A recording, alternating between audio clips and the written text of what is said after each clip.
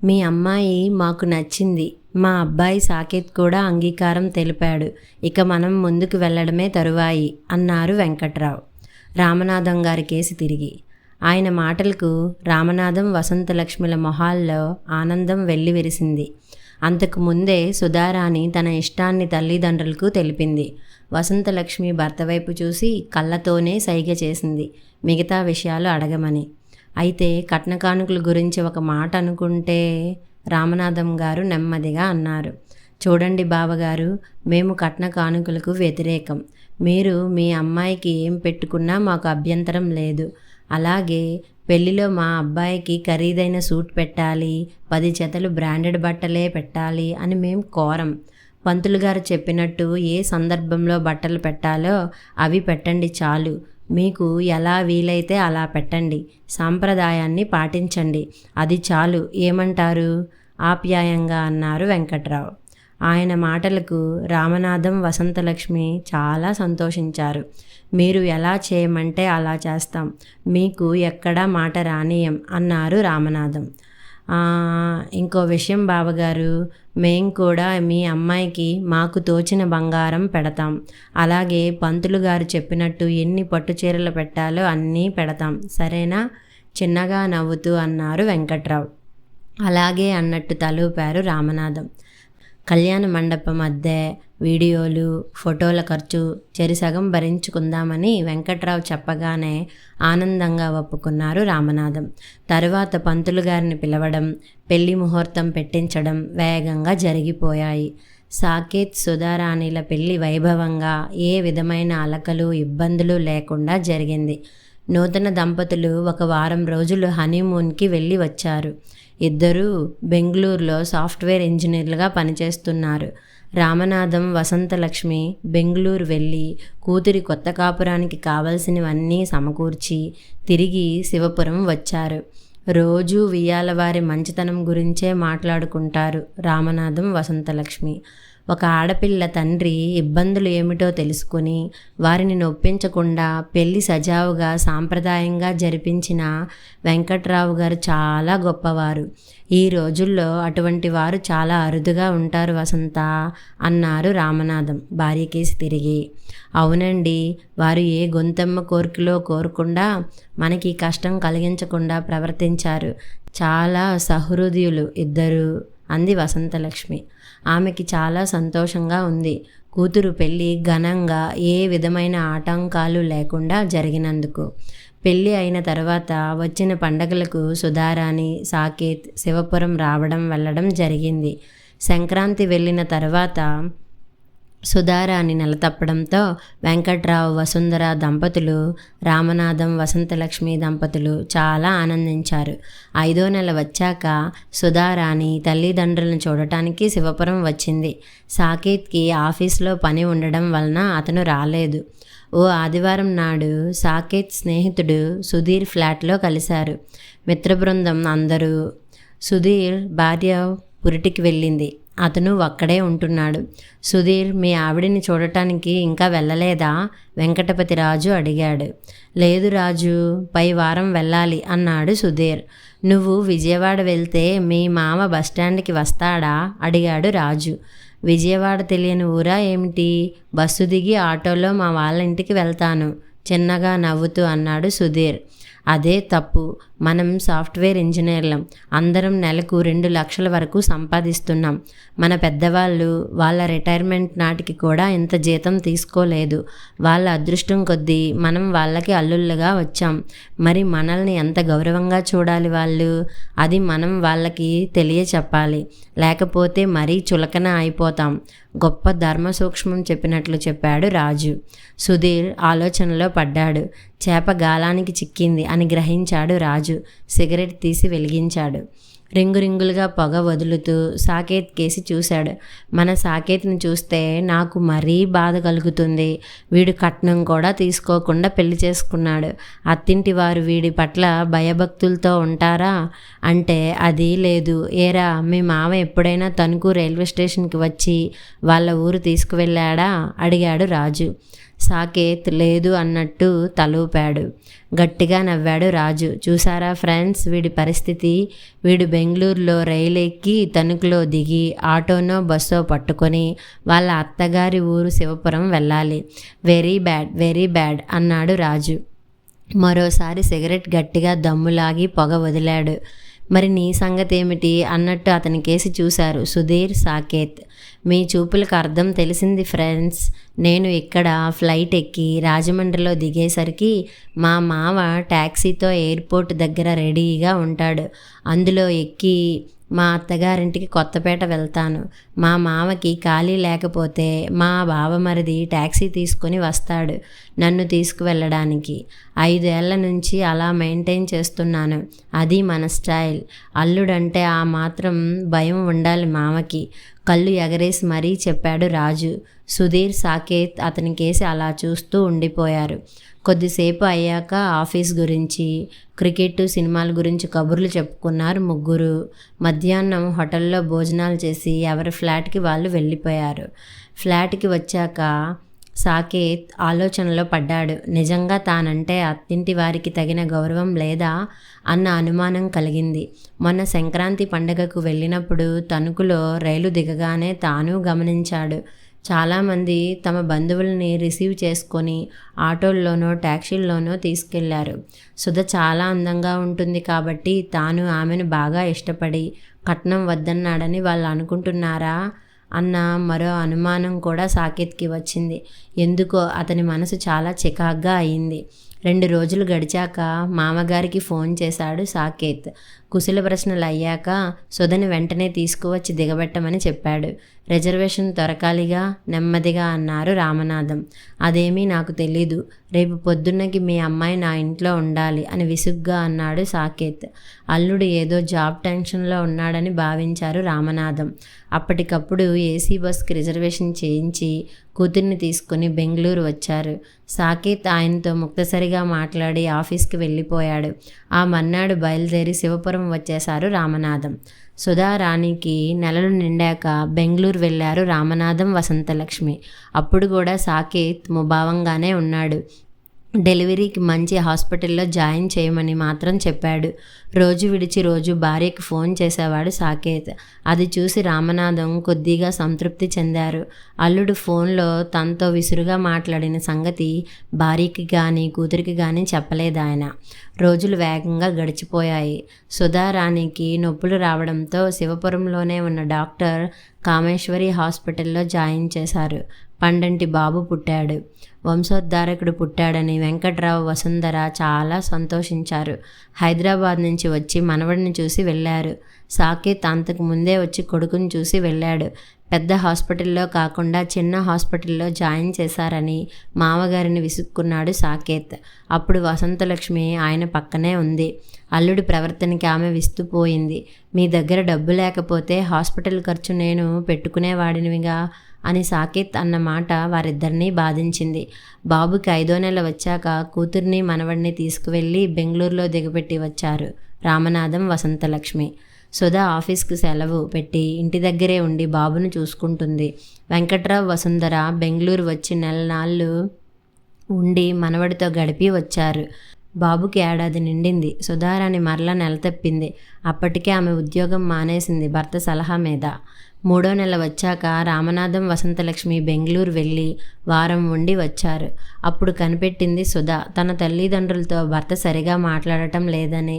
మీరు మా అమ్మా నాన్నలతో సరిగా మాట్లాడటం లేదు ఎందుకని అడిగింది భర్తని. ఏం మీ వాళ్ళు నీకు కంప్లైంట్ చేశారా? మొహం చిరాగ్గా పెట్టి అన్నాడు సాకేత్.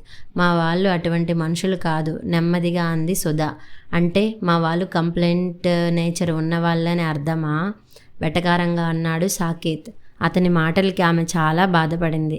నేను ఇప్పుడు అత్తయ్య మామయ్యల గురించి ఏం అనలేదుగా అంది నెమ్మదిగా. భర్త తనతో వాదనకు దిగుతున్నాడని ఆమె గ్రహించింది.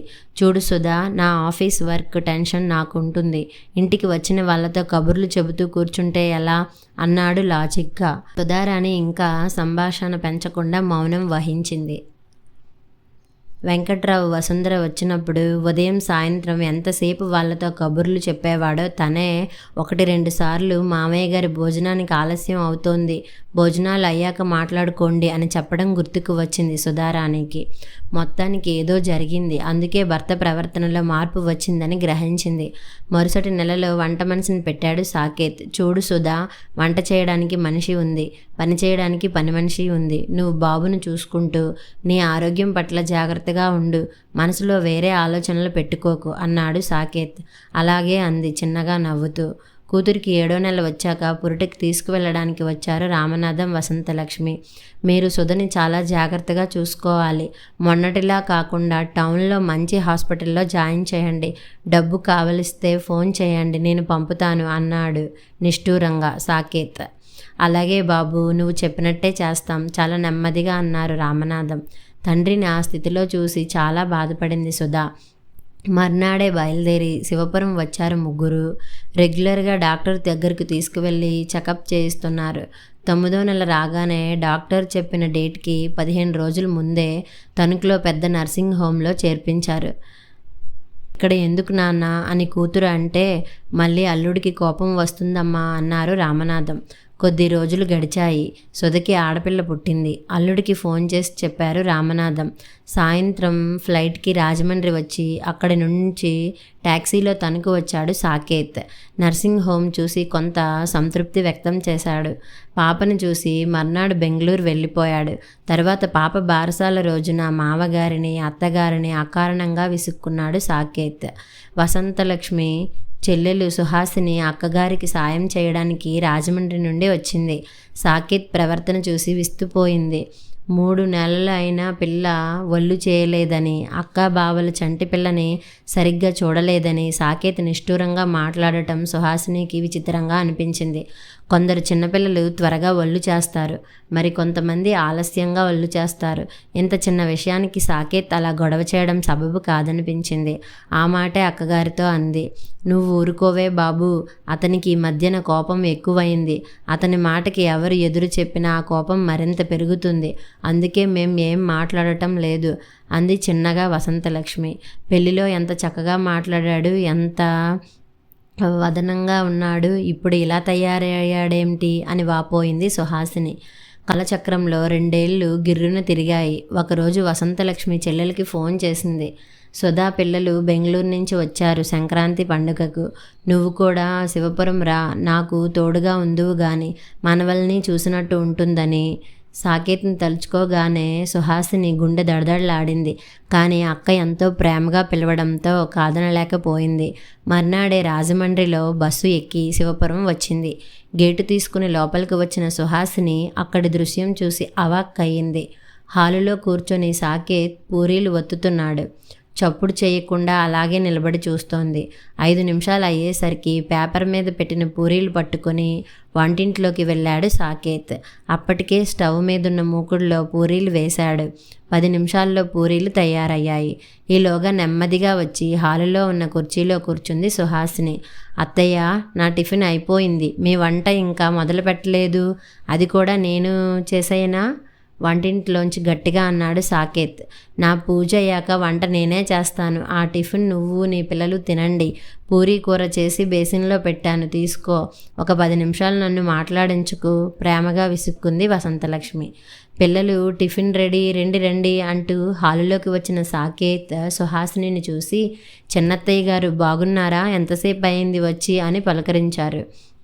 బాగున్నాను అన్నట్లు తలాడించింది సుహాసిని. ఆమెకి ఇంకా భయంగానే ఉంది, ఎప్పుడు ఏం అంటాడోనని.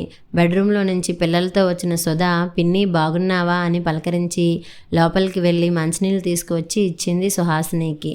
పిల్లలు తండ్రి దగ్గరకు చేరిపోయారు టిఫిన్ కోసం. వాళ్ళకి పూరీలు ముక్కలు చేసి చాలా శ్రద్ధగా పెడుతున్నాడు సాకేత్. ఇది కలో నిజమో తెలియక అయోమయంగా సుధకేసి చూసింది సుహాసిని. నేను చెబుతాను అన్నట్టు కళ్ళతోనే సైగ చేసింది సుధా. పిల్లలు టిఫిన్ అయ్యాక తను టిఫిన్ తిన్నాడు సాకేత్. కాసేపటికి రామనాథం స్కూటర్ మీద కూరలు సరుకులు తెచ్చారు. సాకేత్ వెళ్ళి గబగబా సంచి అందుకున్నాడు ఆయన చేతిలోంచి. నేను తెస్తానన్నాను కదా, మీరెందుకు వెళ్ళారు అన్నాడు నెమ్మదిగా మామగారితో. హాలులో ఉన్న సుహాసినిని పలకరించారు రామనాథం. లోపలికి వెళ్ళి ప్లేట్లో పూరీలు తెచ్చి మావగారికి ఇచ్చాడు సాకేత్. ఇవాళ టిఫిన్ నేనే చేశాను మావయ్య. ఈ ఆడవాళ్ళని నమ్ముకుంటే లాభం లేదని నేనే రంగంలోకి దిగాను. టిఫిన్ తిని చెప్పండి ఎలా ఉందో అన్నాడు. ఒక పూరీ తిని చాలా బాగుంది అల్లుడు అని మెచ్చుకున్నారు రామనాథం. నాన్న, కూర అమ్మ చేసింది, ఈయన పూరీలు మాత్రమే చేశారు అంది గారంగా సుధా. తండ్రి పక్కన చేరి దానికి ఆయన నవ్వుతూ, కూర ఒకటే తినలేం కదా బంగారం. అల్లుడు పూరీలు చేయబట్టే టిఫిన్ తయారయ్యింది, చాలా బాగుంది కూడా అన్నారు. పో నాన్న, నువ్వు పార్టీ మార్చేసి మీ అల్లుడి వైపు మాట్లాడుతున్నావు అంది బొంగమూతి పెట్టి సుధా. మీరిద్దరూ నా 2 కళ్ళురా తల్లి అని ఆమె తలపై చేయవేసి నిమిరారు రామనాథం. సాకేత్ సుధా వైపు తిరిగి, నేను ఇప్పుడే బయటికి వెళ్ళి వస్తాను అని చెప్పి, మామయ్య స్కూటర్ నేను తీసుకెళ్తాను అని బయటికి వెళ్ళాడు. అతను అలా బయటికి వెళ్ళగానే సుహాసిని సుధారాణితో, నేను ఈ సస్పెన్స్ భరించలేకపోతున్నాను, ఏం జరిగిందో చెప్పు అంది ఆతృతగా.